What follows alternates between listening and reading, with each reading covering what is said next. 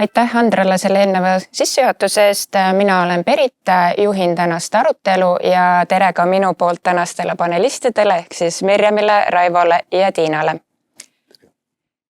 Selle aasta kevadel valmis Ernst & Youngi, Nortali ja Rethinki koostöös ettevõtja digivärava tulevikuvisiooni analüüs, mis siis ühest küljest koosnes ettevõtjate tagasisidest senistele projektidele ja teisest küljest siis ettevõtjate, aga ka asutuste sisendist lähtuvalt koostatigi siis visioon järgnevateks aastateks. Aga kuna me just kuulasime ülevaadet käimasolevate projektide osas, siis ma alustuseks küsiksingi, et mis ettevõtjate tagasisidest lähtuvalt olid nende jaoks võib-olla paar sellist kõige olulisemat või südamelähedasemat teemat, et Raivo, äkki saad mõne välja tuua? Joo, tere hommikust kõigile. Ettevõtjad ei ole ju seda ettevõtja digiväravat veel praeguseks väga hästi üles leidnud, see oli see tõdemus, mis me siis fookusgruppide ja küsimustiku kaudu teada saime. Need, kes on selle avastanud, neile juba täitsa meeldib, aga praegu tegelikult see ei olnud siis praegu. Me selle uuringu viisime läbi kuskil aasta aega tagasi ettevõtjatega. Tundus, et natuke tühi on veel teenuste poolest see pood, mis pakub kõiki neid teenuseid, aga nagu me just kuulsime, siis on need vahepeal hoolega edasi arenenud ja mitmed uued teenused laivi läinud seal. Asjadest, mis tollel hetkel tundus, et veel kohendamist vajaksid, oli just selline töölaud ettevõtja jaoks, et ta saaks nagu kõik talle olulise kätte ühe koha pealt ja sellised meeldetuletused, teavitused selle kohta, mis need kohustused tal on või ka mingisugused võimalused, mis talle avanenud on, et need ilmuksid talle siis niimoodi operatiivselt ekraanile. Ja teine selline vast märgatavam soov oli see, et koondada need töötajaga seotud tegevused kokku, siis me nimetasime seda töösuhte elukaare teenuseks, et alates värbamisest kuni koondamiseni välja kõik tegevused võiksid olla sellise ühe, ütleme siis sündmusteenuse osa. Me varasemalt kuulsime juba seda, et rahastamise võimaluste personaliseerimisega tegeleme, uus töölaud on ka tulekul, aga kui ettevõtjatel on soov saada sealt töölaualt ülevaade ka kohe oma kohustustest, et Mirjam, sina kui tähtajaliste kohustuste projektijuht, et äkki saad veidi avada, et mis kohustuste vaates tulevik toob või mis juba töös on? Ja kohustuste vaatest me siiani ikkagi tegeleme liidestumistega, et kuna tegemist on sellise võib-olla keerukama teenusega, iga asutuse vaatest on siis need infosüsteemid erinevad, siis pidevalt arendame seda kohustuste teenust siis vastavalt asutuste nii-öelda kohustustele, kuidas nemad kuvavad enda süsteemides neid kohustusi. Aga siin ka eelnevalt sai mainitud eelmises ettekandes ka, et on haldusliides arendamine, kus siis asutused saavad siis ka käsitsi neid kohustusi lisada. Ja see on võib-olla just nendele asutustele suunatud, kellel siis ei ole võimalus, kellel puudub kas infosüsteem või on mõni üksik kohustus ehk ei ole mõistlik seda liidestust teha. Ja tähtajaliste kohustuste vaatest, et tegelikult ju ettevõtjad absoluutselt igas analüüsis toovad selle välja, et nende jaoks on oluline, et need tähtajalised kohustused oleksid kättesaadavad ühest keskkonnast või siis see ülevaade vähemalt, et millised kohustused neid ootavad ees, mis neil on täitmata, et siis selle teenuse eesmärk ikkagi ongi see, et ettevõtjad täidaksid neid õigeaegselt ja nad ei pea erinevate teenuskeskkondade vahel seal liikuma. Mis meil veel, eks me pidevalt võtame seal neid arendusi ette, et näiteks meil nüüd tuligi uus üldinfo avaleht. See teenus on täna hetkel kättesaadav ainult sisselogitud vaatest, aga tegelikult kui meil on tulemas uus töölaud, siis tuleb ka see üldinfoleht tuleb ka sinna sisse logimata vaatesse, ehk siis ettevõtja või tulevikus saav ettevõtja saab juba näha, et millised kohustused teda siis ees peaksid ootama. et sellised võib-olla suuremad muudatused hetkel, mis ma oskan nagu välja tuua. Tiina, väga lühidalt, kas soovite omalt poolt ka kommenteerida, et mis juba veel meil töös on? Ja selles mõttes, et me oleme alustanud siin näiteks ka ju kohalike omavalitsuste teenuste nii-öelda kaardistamist ettevõtjate jaoks, sellepärast et ettevõtja näeb riiki kui ühtset tervikut ja ma arvan, et see on väga-väga oluline teema ettevõtjatele, et tõesti Eesti ees tulevikus nad saavad siis nii-öelda kogu selle tervikvaate kätte. Väga tore kuulda, et sellised ettevõtjate jaoks olulised teemad juba töös on, aga liigume nüüd tulevikuvisiooni juurde, et kui me võtame võrdluseks meie senise või varasema visiooni, kus siis ettevõtjate sooviks oli, et avalikud teenused ja nendega seotud info on ühest kohast leitav, siis mis on nüüd see peamine muutus võrreldes sellega uues visioonis? Raivo, ma annan jälle esmalt sõna sulle. Ja, no mis on selle vahepealse 5 aastaga, kui see eelmine visioon ja strateegia kehtisid nagu selgeks saanud, on see, et ilmselt kõiki ettevõtjaga seotud või ettevõtjale pakutavaid riigi teenuseid sinna digiväravas sisse või sellega integreerida ei ole päris mõistlik või otstarbekas. Osad nendest kindlasti jäävadki toimetama siis sinna asutuse iseteeninduskeskkonda, kus nad loodud on. Just tutvustati ettevõtte asutamist, kus digiväravas on väga tore ja selline kasutajasõbralik juhis, kuidas seda tööd teha, kuidas seda protsessi läbida, aga protsess tuleb läbida ikkagi äriregistri keskkonnas ja samamoodi neid teenuseid jääb siis veel paljudesse asutustesse. Küll aga oleks ettevõtjate huvi see, et kõik need teenused, mis siis on mööda avalikku sektorit ja kohalikke omavalitsusi laiali, et nende kasutaja kogemus oleks ühesugusem, mugavam ja sõna, mida me kasutasime siis seal visioonis on sujuvam. Mis tähendaks siis seda, et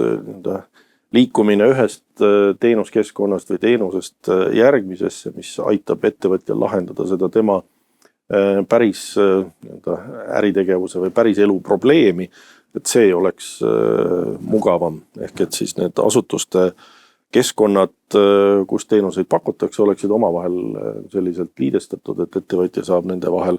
mugavalt liikuda, et see oma vajalik luba või mingisugune muu tegevus ühe korraga ära teha. Sellele on siis see uus visioon suunatud, et saavutada sellised ühised põhimõtted, mida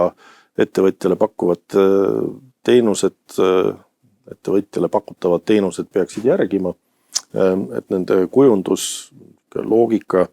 ja siis seostatus või integreeritus teiste teenustega saaks olema ühtemoodi. Kui seda kuulata, siis iseenesest tundub ju igati loogiline, et nii see võikski olla, aga et tihtipeale ongi nii, et lihtsate loogiliste asjade tegemine võib üsnagi keerukaks osutuda, et Tiina, mis sinu jaoks tundub selle juures kõige suurem väljakutse olevat?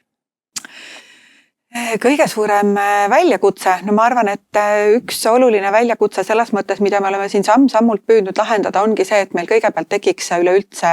riigis tervikpilt, milliseid teenuseid me pakume ettevõtjale, mis tüüpi need asjad on, et me saaksime kuidagi loogiliselt neid asju nii-öelda süstematiseerida, sealt pealt leidagi lahendused, et millisele sihtgrupile, millisele persoonale siis, millised asjad on kõige olulisemad. Minu arust nagu see on nagu tegelikult nagu A ja O ja see kehtib nii nüüd ütleme, kui me räägime siis eelmisest visioonist, uuest visioonist, et sellise nii-öelda taustatööna absoluutselt alati.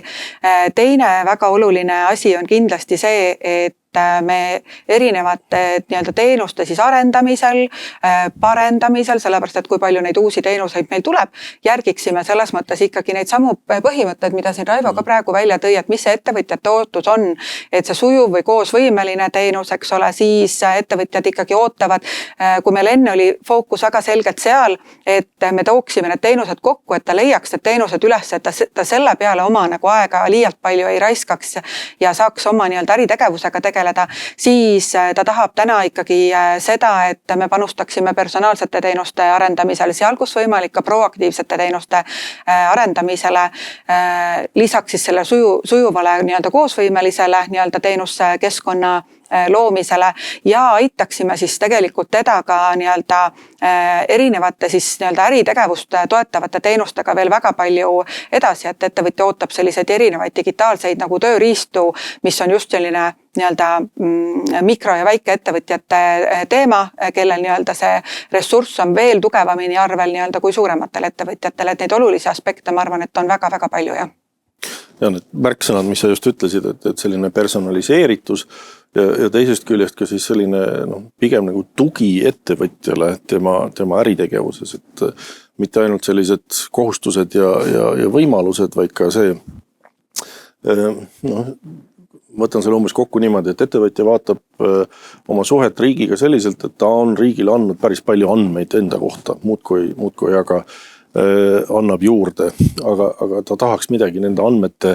põhjal ka tagasi saada, mingisugust hinnangut oma ettevõtte seisule, mingisugust võimalust võrrelda ennast siis samal turul toimetavate, kas sama suurte või samas küpsusjärgus ettevõtetega või siis ka selliseid nii-öelda positiivseid meeldetuletusi, mitte ainult sellist näpuga viibutamise kohustuste meeldetuletamist, vaid just seda, et nüüd on avanenud mingisugune rahastusvoor või meil oli seal üks näide meeldetuletus selle kohta, et ettevõttele registreeritud kaubamärgi kaitse saab mööda, et nüüd oleks vaja seda minna uuendama. Et kui seda endal meeles ei ole, siis praegu miski seda meelde ei tuletanud ettevõttele. Et selliseid väikseid abivahendeid oodatakse ka. Ja üks väga oluline nii-öelda, ma arvan, asi on ka see, et mida ettevõtja ootab, et me teda kaasaks. Et mida me selles mõttes oleme kindlasti püüdnud siin kõikide eelmiste projektide puhul teha ja see on täiesti kenasti õnnestunud, aga ettevõtja ootab ka erinevate teiste teenuste parendamise puhul siis ettevõtjate kaasamist nii juba seal selle siis olukorra kaardistamisel kui selle tuubi väljatöötamisel ja tegelikult ka arendusprotsessis testimisel ja seal tagasiside andmisel, et see on ka hästi positiivne tagasiside, mida me oleme saanud, aga jah, ma olen väga Raivoga nõus, et selles mõttes kogu see andmepõhine ja andmepõhiste teenuste nii-öelda vaade on väga oluline ja tegelikult millest ettevõtja unistab, et tegelikult ikkagi see kokkupuutepunkt riigiga oleks temal nagu väga väike, et kui me vaatame siin erinevaid ettevõtlusandmeid, olgu nad aruandlusandmed, olgu nad majandustegevusteadetega seotud andmeid, et neid erinevaid andmeid küsitakse ettevõtjate käest nii vähe kui võimalik ja nii palju kui vajalik. Hästi, aga vaatame nüüd, kuidas siis seda visiooni täpsemalt ellu viia, et analüüsis on välja toodud ka tegevuskava, mis on siis jagatud erinevateks fookusteks, et käiks need korra läbi. Esiteks selline fookus nagu, et ettevõtja digiväravas on uued ja personaliseeritud teenused. Siin juba on mõningaid asju mainitud, rahastusvõimaluste personaliseerimine. Raivo tõi välja ka selle töösuhte elukaare, mida samuti läheme täiendama. Kas sul meenub veel mõni ja siis Tiina, ma võib-olla annaks ka sulle sõna, et millised ettepanekud on ka ettevõtlusorganisatsiooniselt MKM-ini laekunud? Selle personaliseerimise aluseks on ju tegelikult ütleme siis selline ettevõtte profileerimine või ettevõtte andmete ikkagi kokkukoondamine, siis sätitamine mingisugusesse gruppi või rühma, et ta muutuks võrreldavaks teistega, vaid saaks aru, millised toetused talle näiteks paremini sobivad või mitte, nii et kas me nimetame seda personaliseerimiseks või profileerimiseks, see kindlasti on see soov ja see töölaua ka selline ütleme isegi seadistatava töölaua soov oli sinna juurde, eks see on ka üks osa sellest personaliseerimisest. Selle profileerimise juures me rääkisime ka sellisest ettevõtja või ettevõtte digikaksikust, mis riigi andmete põhjal tekkimas on, et nüüd kodaniku poolel on praegu siis sellise digikaksiku kontseptsiooni väljatöötamine käimas. Peaks uue aasta kevade keskel valmis saama, et kui ta sinna tekib, eks siis võiks selle võtta ette ja vaadata, kuidas see ka ettevõtte poolele üle tõsta on võimalik või millised takistused või lisavajadused seal tekivad, et see saaks olla siis selle teenuste personaliseerimise aluseks edaspidi. Jaa, et tõesti see personaliseerimine on oluline, siit me lähme lihtsalt liikuma väikeste sammudega ja siis tahame laiendada seda kindlasti edasi. Erinevad digitaalsed tööriistad on need, mida ettevõtjad meilt ootavad, olgu siin energiakestlikkuse ja taolistel teemadel, samamoodi äri arendamisega seotud teemasid, et siin digitaliseerimise sellise enesevõimekuse hindamine, et me annaksime personaalseid soovitusi, siis siin juba käinud töösuhtega ettevõtte omanduse üleandmist seotud teemasid, mis iganes nii-öelda vahepeal ettevõtte omanikega siin nii-öelda juhtub või ka planeeritult nii-öelda toimub, et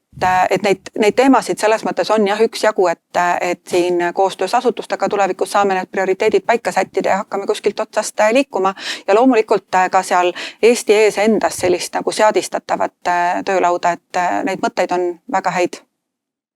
Ühesõnaga, tööpõld on endiselt suur ja lai.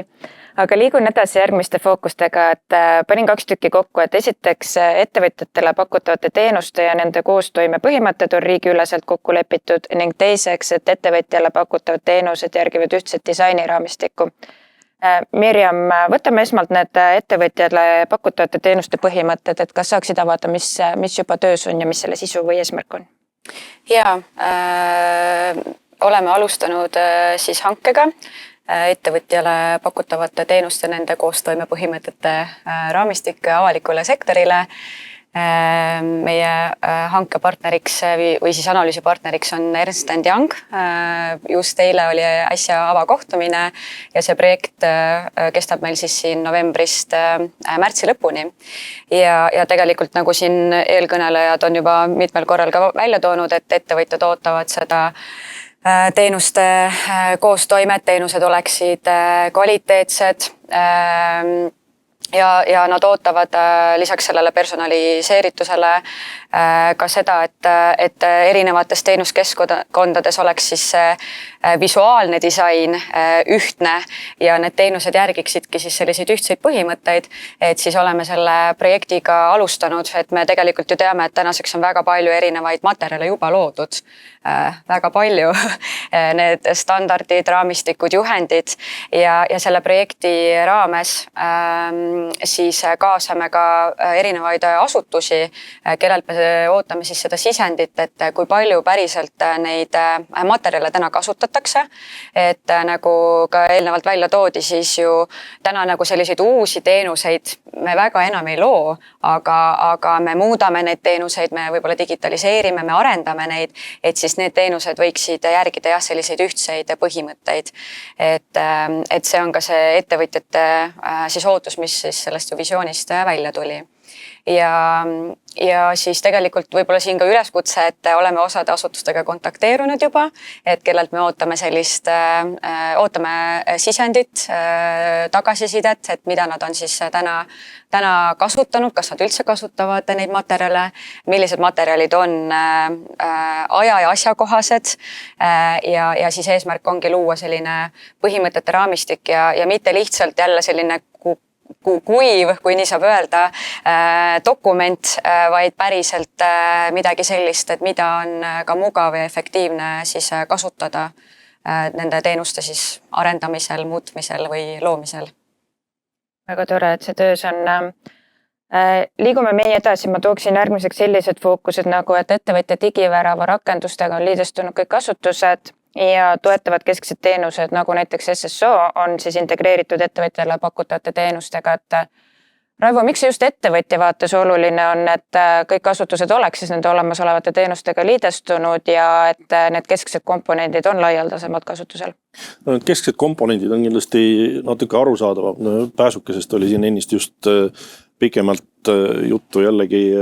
väga tarviline lahendus ettevõtjate jaoks ka, sest ega see siis ettevõtja juhatuse liige, kellel on see sisse logimise õigus digiväravasse, ega tema üksinda kõiki neid tegevusi, mida vaja teha on, kas mingi toetuse taotlemine või seal selle töövõimetuslehe lõpetamine, see ei ole päris juhatuse liikme ülesanne suuremates ettevõtetes eriti, nii et see edasivolitamine, õiguste edasivolitamine erinevates süsteemides toimetamiseks hästi-hästi oluline. Samamoodi siis SSO ehk selline sujuva liikumise abivahend, et kui ma olen juba digiväravas ennast autentinud ja saaksin sealt siis niimoodi mugavalt hüpata otse järgmise iseteenindusportaali täpselt sinna õigesse kohta, mitte hakata seal uuesti surfama ja menüüsid mööda ringi käima, et leida see õige vorm, õige taotlus, õige dokument üles, et see on ju tohutu aja kokkuhoiu koht ettevõtja jaoks, kes seda kõike ette võtma peab. Ja samamoodi siis asutuste juurde toomine, mida rohkem teenuseid digivärava kaudu pakkuda on, seda suurem lisandväärtus tal ettevõtja jaoks on. Ehk et see selline one-stop shop põhimõte saab toetatud ikkagi siis, kui on palju teenuseid pakkuda. Ehk siis kasutaja vaates väga oluline teema ja meil asutusi juba on liidestunud, mõned on võtnud kasutusele ka näiteks selle sama KVSSO. Aga Tiina, kuidas teisi asutusi veel motiveerida seda tegema? Jaa, selles mõttes, et see on oluline teema. Ühest küljest asutusel on selles mõttes ikkagi võimalik jõuda selle suurema sihtgrupini tegelikult, sellepärast, et Eesti ees on kasutajaid väga palju ja meie, kui me alati vaatame neid kasutajate näitajaid kohe, kui me oleme teenused laivi pannud ja jälgime neid praktiliselt kuust kuusse, siis me tegelikult näeme, kui suur ettevõtjate hulk käib Eesti ees tegelikult igakuiselt, igapäevaselt läbi. Ja siinjuures ma selles mõttes toon sellega välja, et mida rohkem me näiteks ka selliste teiste tehniliste komponentidega siin MFE-ga kuvame erinevate suuremate siis kas või iseteeninduskeskkondade vaates need erinevaid teenuseid välja, siis asutustelt ka ettevõtjale suunatud informatsioon jõuab kiiremini ja paremini ettevõtjale. Vahet ei ole siis, mida ettevõtja tänane päev nagu ette näeb ja millisesse iseteeninduskeskkonda ta sisse logib, et iga klikk on meil ikkagi tänapäeval arvel, kuna see infohulk, mida me läbi töötame, on väga-väga suur. Ja asutuste vaates selles mõttes ma tooksin siia juurde ikkagi ka selle välja, et kui me teatud nüüd teenuste koondamisel või siin selle loogika ümber tegemisel vaatame läbi ka kõiki neid andmeid, mida me ettevõtjatelt küsime, siis tegelikult riigi vaates need andmemahud hakkavad vähenema ja see on ka tegelikult väga oluline võit. Hästi, jõuame viimase fookuse juurde väga-väga lühidalt, et selleks oli, et ettevõtjale pakutavate teenuste juhtimisstruktuur on kehtestatud ja käivitatud. Raivo, milline ettepanek visioonidokumendis sellega seoses tehti? See juhtimismudel peaks kindlasti olema siis selline kollektiivne ja tõmbama sinna juurde nii need asutused, kes siis selle teenusega seotud on, sellepärast, et nende osalus on ju äärmiselt tähtis, et see kõik juhtuks seesama andmete ristkasutamine, mis on personaliseerimise eelduseks, et oleks meil vaja vähem andmeid sisestada, järelikult asutused peavad üksteise andmeid usaldama ja kasutada saama. Kui sellist keskset teenust välja arendada, siis on vaja tõmmata kõik need seotud asutused sinna protsessi juurde ja kindlasti ei saaks ära unustada ka ettevõtjaid kui peamisi kasutajaid, et sa juba mainisid, et nad tuleks seal disaini ja visioonifaasis kaasa tõmmata, nii et selline portfelli juhtimise hea tava ütlebki, et kõik seotud osapooled peaksid kaasas olema ja seda võikski järgida. Ja kui me nüüd lõpetuseks vaatame tagasi eelnevale perioodile, et mis olid ehk peamised õpikohad ja ka suurimad õnnestumised teie jaoks? Mirjam, Tiina, on teil midagi konkreetset välja tuua? Ja Tiina ju tegelikult siin juba sissejuhatuses või avakõnes ju tõi välja, et tuleb ennast ka kiita, et me ju tõime oma 10 MVP-d ära, et sellega see projekt kindlasti ei lõppe, aga väga suur samm on ju tehtud ja kindlasti ka see, et meil on ju väga palju juba liidestujaid, oleme väga head koostööd teinud, et võib-olla ma tooksin selle nagu õpikoha või raskuse välja, et mis me oleme siin tunda saanud või kogeda, et nagu märgata seda, et millal see asutuste töölaud on väga täis, et millal siis me saaksime need liidestused ära teha. et see on võib-olla see, mis ma näen ka selle tähtajaliste kohustuste projekti vaatest, et see on see suur probleem, et asutused on valmis küll tulema, aga millal nad saavad selle tööplaani võtta. Et võib-olla ma tooks selle välja. Tiina, oskad ehk midagi veel lisada? Ja Tiina, ma ütlen ka sulle, et kui sa oled õpikohad välja toonud, et äkki lühidalt avad siis ka seda, et mis edasi selles mõttes, et RRF rahastus ja periood on kohe lõppemas? Ja ma õpikohana tooksin kindlasti selles mõttes selle välja, et teatud selliste analüüsi-arendusprotsesside ja ka lepingute sõlmimise vaates need ajaaknad on pikad, mida me vajame. Aga väga selge positiivne õpikoht minu arvates on olnud see, et kuna meil on olnud väga selge eesmärk paigas, väga selge fookus paigas, siis need asjad saavad sinna suunas liikuda. Küll samm-sammult, järk-järgult, aga sellegipoolest ühes konkreetses suunas ja koos toimes. Ja nii tore, et Raivo tõi ka selle siin välja, et kuidas siis kogu seda asja siin juhtida ja koordineerida paremini, et selle suurema kogukonna me kindlasti siin loome ka. Ja kuidas me selles mõttes edasi liigume, et tõepoolest, et me oleme siin need esimesed suured fundamenditööd saanud siin RRF-i eelarve vahenditest väga kenasti ära tehtud, et nüüd me siis natukene muudame eelarve ja võib-olla selliseid koostöö põhimõtteid, et teatud tegevused me saame siis üle viia struktuurifondide vahenditest rahastusele ja tegelikult ka me oleme kogunud ja korjanud enda tiimi sellist väga tugevat kompetentsi ja väga tugevat ekspertteadmist juba, et me saame tegelikult oma tiimist ka väga selgelt juba jagada seda tänast olukorda ka teistele asutustele ja panustada läbi oma sellise kompetentsi sellesse, kuidas neid teenuseid siis üle riigi paremini ja sujuvamalt siin kokku tuua ja toimima panna ja siis seda teadmist, mida me siin läbi analüüsida oleme saavutanud, siis laiendama hakata. Lisaks äkki siia juurde, et üks tegevus, mida sellel eelmisel perioodil peaaegu ei tehtud, on selline turundamine ettevõtjatele eelkõige. Ja ma arvan, et teie digivärav kui toode on nüüd juba küps küll selleks, et asuda seda agaramalt ettevõtjatele meelde tuletama ja tutvustama, et see võiks teil prioriteetide hulka ka saada. Väga nõus ja tagasisidet ootame ka ja seda me teeme. Meil saab aeg kohe otsa. Uurin, kas meil on tulnud publikult ka küsimusi? Ja,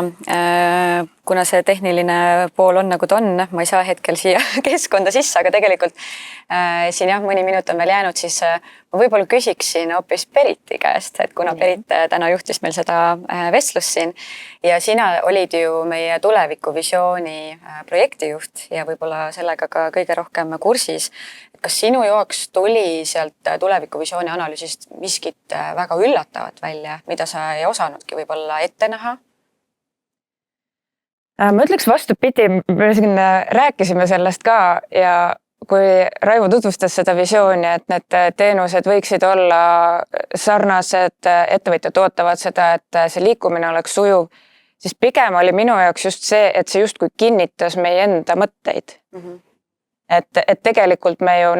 riigis mõtlemegi, et selliselt need teenused võiksidki toimida ja väga tore on ka see, et tegelikult ettevõtjad näevad seda samamoodi kui meie.